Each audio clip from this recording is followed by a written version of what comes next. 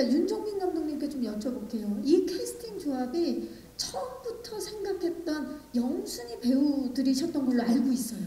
예, 기분이 어떠셨나요? 이렇게 캐스팅이 딱 끝났을 때.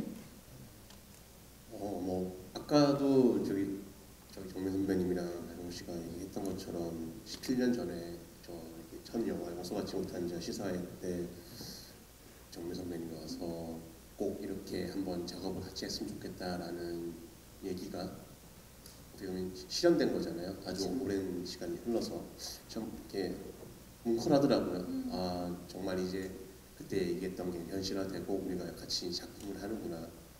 예, 그런 생각에서 참 뭉클했고, 그리고 이제 지금 옆에 계시는 이제 박혜수 씨, 뭐 유연석 씨, 조우리 씨 다 이제 저랑은 첫 작업이거든요.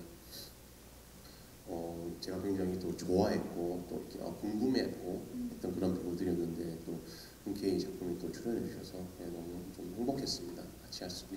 같이 우리가 작업할 수 있다는 게 굉장히 행복했고, 이 모든 배우들이 이제 한 자리에 나와서 이렇게 세트장에서 촬영하는 날이 있었는데 그 에너지가 너무 엄청났고 그때 참 화가 났다는 기억이 있습니다. 진짜 감독님께서도 행복했던 만큼 이 캐스팅이 완성이 돼서 이 라인업이 공개됐을 때 예비 시청자분들도 굉장히 기대를 크게 모으고 있어요. 예, 영상 편지 지금 또 글로벌 매체에서도 함께 보고 있으니까 감독 약간 어색할 수 있지만 장첸 배우께 영상 편지 띄웁니다. 네. 저쪽입니다. 네. 너무 저도 감사하고 이렇게 저희 작품에 출연해 주셔서 너무 감사하고, 그때 코로나 시기여서 참 쉽지 않았거든요. 와서 또 경기도 하셔야 되고 가서 또 경기도 하셔야 되고 굉장히 어려운 상황이었는데도 저희 작품에 이렇게 또 출연 결정을 해주셔서 너무 감사하고 또 너무 같이 작업할 수 있어서 행복했습니다. 네. 감사합니다. 아, 좋습니다. 아니 어떻게 장첸 배우를 직접 찾아가서 설득하실 생각을 하셨는지 그건 좀 궁금해요. 이전부터 장첸 배우의 팬이었고 중화권 배우 중에 가장 좋아하는 배우 중에 한 명이었어요. 그래서 처음 장첸 역을 생각했을 때, 첸진 역을 생각했을 때 1번으로 떠올렸던 배우가 장첸 배우였고 꼭 하고 싶었습니다. 근데 이게 누군가를 통해서 이제 언어의 장벽도 있고 나라의 장벽이 있다 보니까 제가 전화번호를 아는 사이가 아니다 보니 누군가를 통해서 그래서 전달받고 하는 너무 어려움이 있더라고요. 그래서 그것보다는 내가 직접 가서 만나서 얘기를 하는 게 더 내 의사를 진심으로 전달하기엔 좋을 것 같다 싶어서 비행기 타고 갔습니다. 만나서 열심히 설득을 했고 이렇게 흔쾌히 출연을 결정해 주셔서 작업하게 됐습니다. 진심이 통했네요. 네, 감독님 정말 구분이 힘들 정도로 그 남미의 풍광을 제주에서 구현해내셨다는데 사실입니까? 네,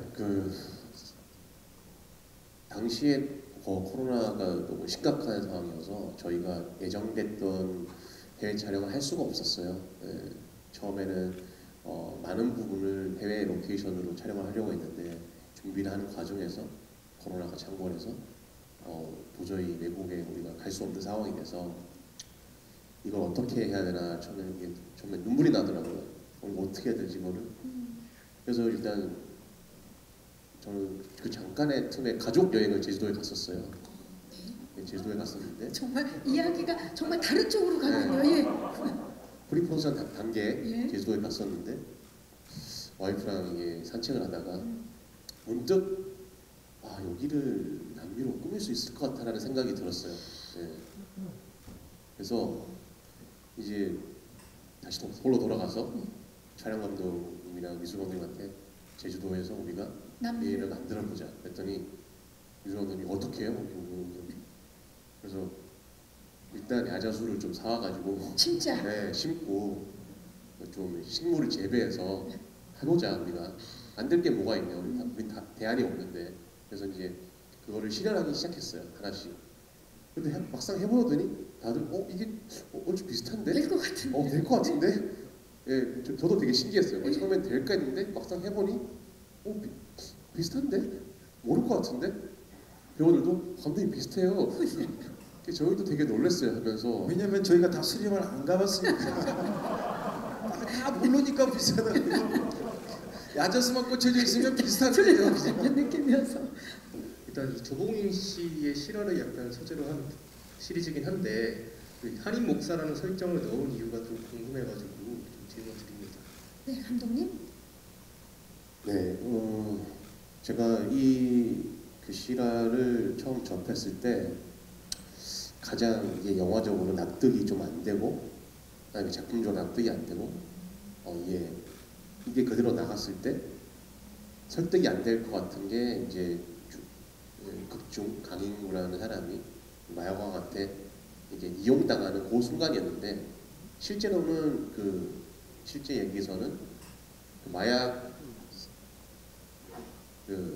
마약상이랑 강인구랑 같은 집에 살고 있었어요. 같은 저택에. 예. 그래서 처음에는 같이 살면서 자기를 도와주는 아주 이게 명망 있는 사람이라고 생각했는데 알고 보니 마약상이었고 그런 얘기였는데 그게 너무 극적이지가 않고, 예, 좀 이건 관객을 설득시킬 수 없겠다라는 생각이 1번으로 들었고, 그래서 다른 설정이 필요했고, 어떻게 하면 믿을 수 있을까, 강인구라는 사람이 이 사람을 믿게 할 수 있을까.